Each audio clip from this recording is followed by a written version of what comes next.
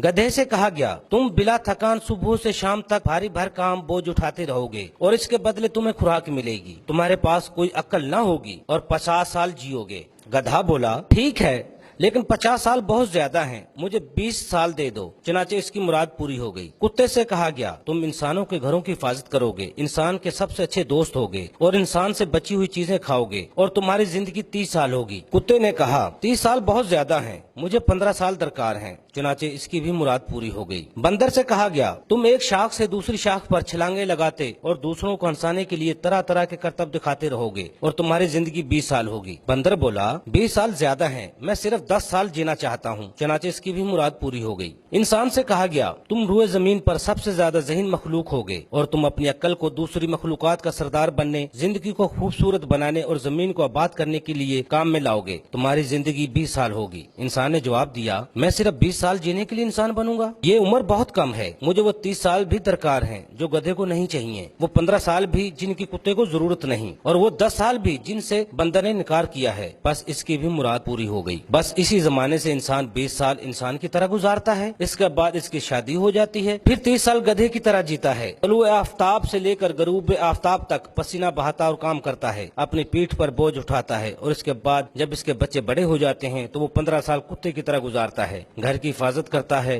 दरवाजे, खिड़कियां और बिजली के बल्ब वगैरह बंद करता रहता है और बच्चों का बचा हुआ खाना भी खाता रहता है। इसके बाद जब वो बूढ़ा और रिटायर हो जाता है तो 10 साल बंदर की तरह गुजारता है, एक घर से दूसरे घर और एक बेटे के पास से दूसरे बेटे और एक बेटी के पास से दूसरे बेटे के यहाँ जाता रहता है और अपने पोते पोतियों को हंसाने के लिए अजीबो गरीब करतब दिखाता और कहानियां सुनाता रहता है।